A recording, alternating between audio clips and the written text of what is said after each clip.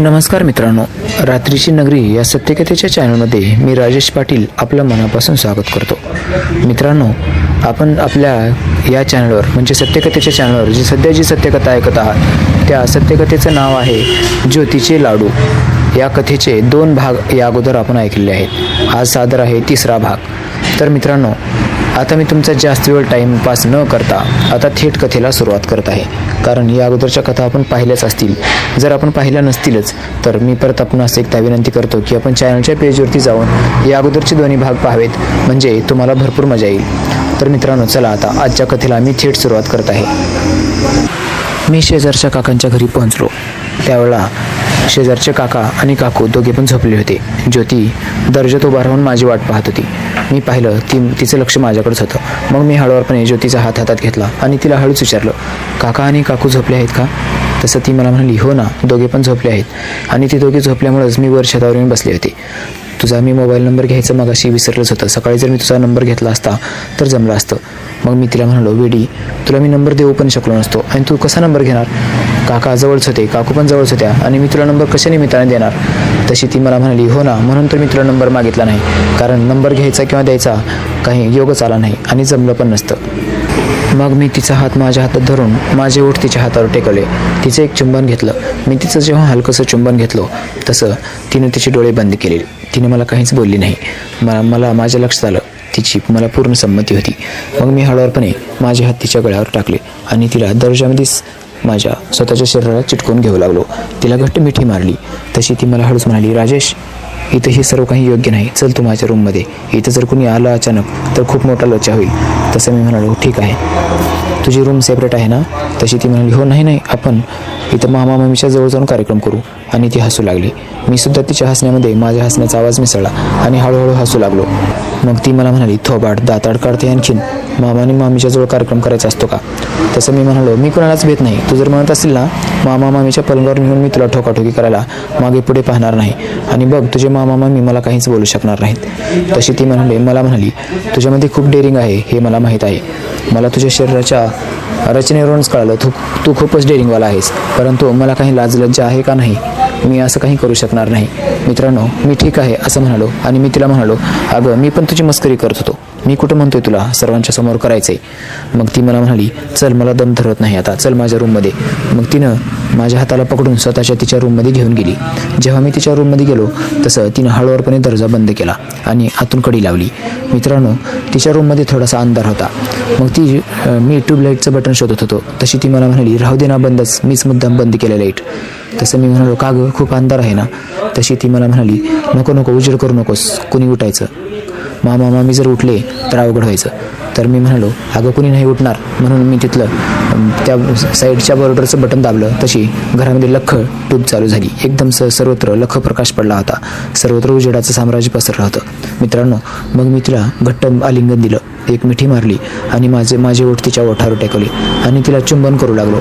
तिची किस घेऊ लागलो. माझ्या नेहमीच्या सवयीप्रमाणे आता मी तिच्या ओठांना हळूहळू चावायला सुरुवात केली. ती सुद्धा एकदम मास्टर खिलाडू होती. तिने माझ्या तोंडातून तिच्या ओठाची सुटका करून घेतली आणि माझ्या ओठाला ती चावू लागली. ती थोडं जोरात चावत होती. तसं मी तिला म्हणालो, अगं, जोरात चावतेस तू, थोडंसं हळू चाव ना. तशी ती मला लगेच म्हणाली, तू इतकं काय हळू चावत होतास का? मग मी तिला म्हणालो, तू सांगू शकतेस ना, हळू चाव, जोरात चाव. मग ती मला म्हणाली, मुलींना हळू चावायचं असते, जोरात चावायचं नसतं. असं म्हणून तिनं जोरात चावा घेतला. तसं मी जरा किंचाळलोच. अरे बापरे. तशी ती मला म्हणाली, मामा मामींना उठवायचा विचार करतोस की काय? तू ओरडलास तर ते उठतील ना. मग मी म्हणालो, नाही तुटणार, काळजी करू नको, शांत बस. मी काही एवढ्या जोरात ओरडलो नाही. मित्रांनो, मग तिनं मला परत आणखीन चावायला सुरुवात केली. तसं मी तिला म्हणालो, अगं, हळू चाव ना. मग ती मला गुदगुल्या करू लागली. मला गुदगुल्या होऊ लागल्या. तसं मी अलीकडे पलीकडे होऊ लागलो, जागा सोडू लागलो, त्या रूममध्ये इकडे तिकडे पळू लागलो. तशी ती मला म्हणाली, तू खूपच लाजाळू आहेस, तुला खूप गुदगुल्या होतात का? तसं मी म्हणालो, हो, मला खूप गुदगुल्या होतात. माझ्या शरीराला स्त्रीचा हात लागला की मला गुदगुल्या व्हायला लागतात. मग मित्रांनो, ती मला म्हणाली, एक तुला विचारू का? मी म्हणालो, हो, विचार ना. राजेश, मी तुला जसं बघितलं ना तसे मी तुझ्या शरीरावर वेडी पेशी झाली आहे. मी एकदम वेडी झाली, पागल झाली आहे तुझ्या शरीराकडे बघून. परंतु मला एक गोष्ट कळत नाही, तुझं एवढं भरदार शरीर आहे, पिळदार आहे, तुझी शरीरयष्टी इतकी मस्त आहे, आत्तापर्यंत तू किती मुलं कोण काढला आहेस? तेव्हा मी म्हणालो, राणी, खरं सांगू का तुला? तशी ती मला म्हणाली, हो, मी तुझ्याकडून खऱ्याच उत्तराची अपेक्षा केली आहे. मग मी तिला म्हणालो, मी जर कोण काढला आहे म्हणलं तर तुम्हाला देणार नाहीस का? तशी ती मला म्हणाली, अरे नाही तसं काही, तू ठोकलास म्हणत तरी मला काही फरक पडणार नाही, नाही म्हणलास तरी काही फरक पडणार नाही, फक्त तू जे उत्तर देणार आहेस ते उत्तर बरोबर असेल अशी अपेक्षा करते. मग मी म्हणालो, अगं आतापर्यंत मी भरपूर महिलांना काढला आहे. मग ती मला ताबडतोब म्हणाली, तरीच वाटलंच, अशा देखण्या पिळदार शरीराच्या तरुणाला कोण सोडायला गेले आजकाल? तुझ्यावर कितीतरी मुली असतील, कितीतरी बाया तुझ्या पाठीमागे वेड्यापेशा झाल्या असतील. बघ ना, माझ्या मनाचे हाल बेहाल झाले आहेत. तुला मी जसं पाहिलं, तुझं शरीर जसं मी बघितलं आहे, तसं कधी तुझ्या खाली एकदा पडावं आणि स्वतःची आग शांत करून घ्यावी असं मला वाटत आहे. मग मी हसू लागलो. मी तिला म्हणालो, खरंच खूप आग लागली आहे का? तशी ती मला म्हणाली, आग काय, विस्तू लागला आहे, हेंडगा लागला आहे, हेंडगा लवकर विझव. मग मी हसू लागलो. मी तिला म्हणालो, तू खूपच ठोकी दिसत आहेस. तशी ती मला म्हणाली, म्हणजे काय? मी तिला म्हणालो, जाऊ दे, असं काही नाही. मग ती मला म्हणाली, ठोकी म्हणजे काय? मी तिला म्हणालो, हेपली. मग ती मला म्हणाली, हेपली म्हणजे? अगं जाऊ दे ना, तू कशाला मनावर घेतेस? मग ती मला म्हणाली, सरळ सोप्या भाषेत सांग ना, तू काय म्हणतोस ते. मग मी तिला म्हणालो, तुला खूप आवडते ना? तशी ती म्हणाली, मला का तू आलतू फालतू समजला आहेस का? अरे जेव्हा माझ्या शरीरात आग लागते तशी मी बोट घालून माझी आग शांत करून घ्यायचा प्रयत्न करत असते. कधी खिरा घालून घेते, कधी वांग घालून घेते, कधी बोट घालून घेते आणि माझी आग मी शांत करून घेते. तसं मी तिला म्हणालो, का तुझ्या कॉलेज लाईफमध्ये तुला कोणी बॉयफ्रेंड नाही का? तशी ती मला म्हणाली, हो, चांगले 2-3 बॉयफ्रेंड मी बनवले होते, परंतु एकासोबत माझं अफेअर ब्रेक झालं. माझ्या दुसऱ्या बॉयफ्रेंडचे घरचं कोणीतरी नातेवाईक वारल्यामुळे तो मुंबईला गेला, तो परत आलाच नाही, तो तिकडंच स्थायिक झाला. आणि माझा जो तिसरा बॉयफ्रेंड होता त्याचा अगोदरच अफेअर होतं. मला जेव्हा त्याची आणखीन एक गर्लफ्रेंड आहे हे माहीत झालं तेव्हा मी परत ब्रेकअप केलं. आता माझ्या आयुष्यामध्ये कुठलाच बॉयफ्रेंड नाही आणि मी कधी कोणावर विश्वास ठेवायचा स्वप्नातसुद्धा विचार केला नव्हता, कारण एकदा सोडून मला 3 वेळेस ठेच लागली आहे. तसं मी तिला म्हणालो, मग तू चांगली अनुभवी दिसतेस. तशी ती मला दात खाऊ लागली, माझ्याकडे राग बघू लागली. मित्रांनो, माझं काही चुकलं आहे का असं मी तिला म्हणालो. तशी ती मला म्हणाली, तुला जे काही करायचं आहे ते कर आणि चल निघ लवकर. तसं मी तिला म्हणालो, तू जर माझ्यावर रागावणार असशील ना तर मला काहीच नको तुझ्याकडून. आणि मी राग उठून निघून जाऊ लागलो. मग ती माझी मनधरणी करू लागली, राजेश प्लीज सॉरी, माझ्याकडून चुकलं, मी तुला असं नाही बोलायला पाहिजे होतं असं ती मला म्हणाली. परंतु तुझे विचार पण माझ्यासाठी चांगले नव्हते ना, तू मला काहीतरी ढकली हेपली असं काहीतरी तू मला बोललास, त्यामुळं मला राग आला. माझा राग अनावर झाला, मी कंट्रोल करू शकले नाही. परंतु खरोखरच मी तुझी मनापासून माफी मागते. मला माफ कर राजेश, आणि मला असं अर्ध्यावरती सोडून जाऊ नकोस, माझ्यामध्ये खूप आग लागली आहे रे. मग मी म्हणालो, ठीक आहे. मग मी ज्योतीला म्हणालो, तुझे गोळे अगोदर मी तुझे गोळे चाखून काढीन, मी तुझे गोळे खाईन, मग तुझे करंजी पाहूत. तशी ती मला म्हणाली, तुला लाडू करंजी गोळे तुला जे काही खायचं आहे ते बिनधास्त खा, परंतु माझी आग शांत झाली पाहिजे. मी म्हणालो, हो राणी, मी तुझी आग शांत करेन, तुला एकदम मी संतुष्ट करेन. मग ती मला म्हणाली, तुझ्या शरीराकडे जर बघितलं तर माझ्या मनातील भावना खूप चाळवल्या आहेत. मला वाटते तू मला शांत करू शकतोस. माझ्या आयुष्यात मला शांत करणारं कोणी मिळालंच नाही, कारण माझ्या शरीरामध्ये खूप आग आहे, मी खूप आग आहे. मी म्हणालो, ठीक आहे राणी, चल आज आपण 20-20ची मॅच खेळू. मग ती मला म्हणाली, 20-20 खेळ किंवा 30-40 खेळ, तो 50-50 खेळ, मला काही घेणं देणं नाही. माझा उद्देश एकच आहे, फक्त माझी आग विझवायची, बस. तसं मी तिला म्हणालो, तुला मी एवढं समाधान करून टाकेन की तू तडपडली पाहिजेस या राजेश खाली झोपायला. मग ती मला म्हणाली, मी तर तुला पाहिल्यापासून मी तडपडते तुझ्या खाली झोपायला, तूच शांत करत नाहीस, कधीपासून मी तुझे नाटकं पाहते. मग मी तिला घट्ट जवळ ओढून घेतलं आणि माझ्या हाताच्या बाहुपाशामध्ये मी तिला कैद केलं. तिच्या संपूर्ण शरीरावरून मी माझे हात फिरू लागलो. आता त्या खोलीमध्ये आम्ही दोघेच होतो, सर्वत्र अंधार होता. मग मी हळूवारपणे ट्यूबलाईटचं बटन चालू केलं. परत तिने ते बंद केलं. बऱ्याच वेळा ती बंद करत होती, मी चालू करत होतो, तिने बंद करत होती, मी चालू करत होतो. असा खेळ वारंवार होत होता. मग परत जेव्हा मी उजेड केलं होतं तिनं परत आणखीन एकदा तो उजेड बंद केला. मग ती मला ओढत तिने मला पलंगापर्यंत घेऊन आली. तिथं पलंग टाकला होता, त्या पलंगावर ती स्वतःहून चढली आणि मला म्हणाली, ये वर, लवकर ये वर. मग जेव्हा मी पलंगाकडे जाऊ लागलो तशी ती परत खाली उतरली आणि मला म्हणाली, जरा थांब. तेव्हा मी म्हणालो, खाली थांबून काय करायचे? तशी ती मला म्हणाली, मला तुला मिठीत घ्यायचं आहे. मग ती माझ्याजवळ आली, तिने मला एकदम घट्ट मिठीत घेतलं. माझ्या संपूर्ण शरीरावर ती चुंबन अंकित करू लागली, जशी की ती वेडी पिशी झाली आहे. माझ्या तोंडावर, गालावर, ओठावर, डोळ्यावर, नाकावर, कानावर, डोक्यावर, पोटावर, छातीवर सर्वत्र ती करू लागली होती. मित्रांनो, मी तर अगदी वेडाच होऊन जात होतो. ती काय करते मला काही समजत नव्हतं. मग मी तिला म्हणालो, अगं ज्योती काय करतेस तू? ती मला म्हणाली, तू फक्त शांत राहा, मी जे काही करते ते मला करू दे. मग हळूहळू तिने माझ्या शर्टाची बटन काढली आणि माझ्या अंगावरचं शर्ट बाजूला काढून ठेवलं. आता दिवाळीचं एकदम मधमस्त अंगाला उठणी लावली होती, त्या उठण्याचा वास येत होता. मग ती माझ्या शरीरावरचं शर्ट बाजूला काढून ठेवल्यानंतर तिने तिचा मोर्चा माझ्या बेल्टकडे वळवला. माझ्या पॅन्टवर बेल्ट लावला होता, तो बेल्ट तिने हळूवारपणे काढला आणि बेल्ट काढून बाजूला ठेवला.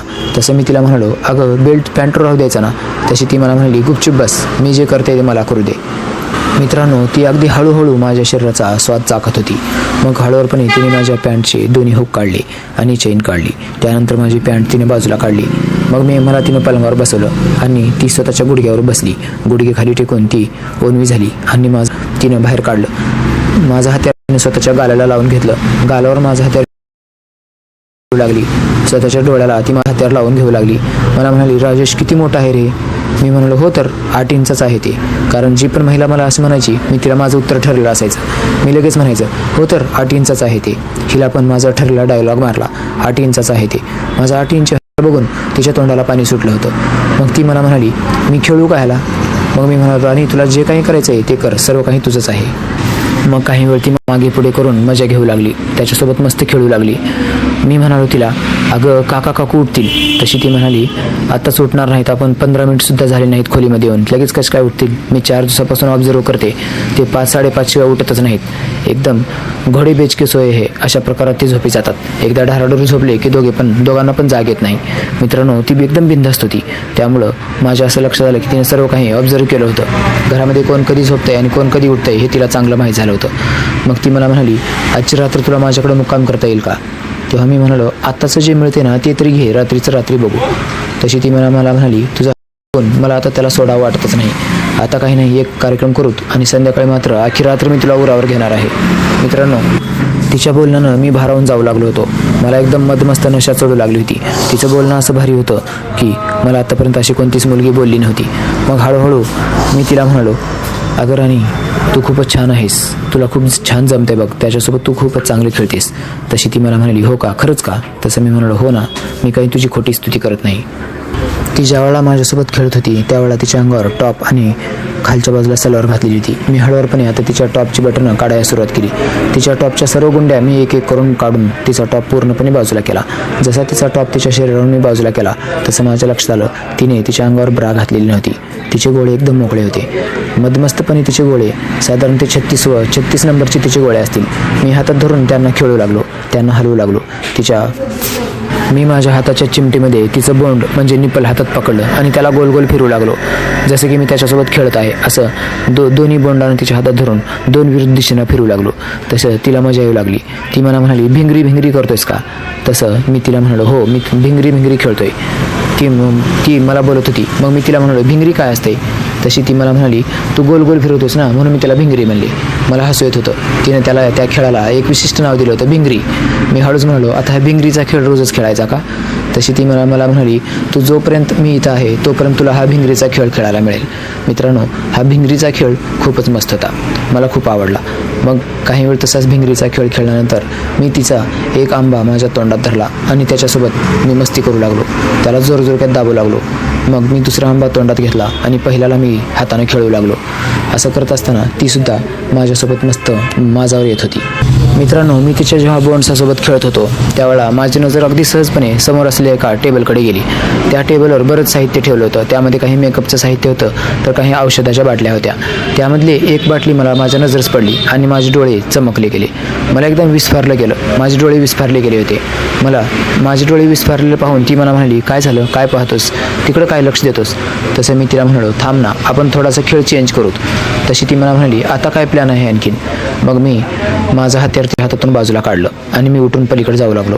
तसं मी काय करत आहे हे तिच्या लक्षात येत नव्हतं. ती माझ्याकडे बघू लागली. तिला माझ्यावर काही केलं तरी सोडायचं नव्हतं. मग मी तिथं जवळ गेलं. त्या टेबलवर एक हानी नावाची बाटली ठेवलेली होती.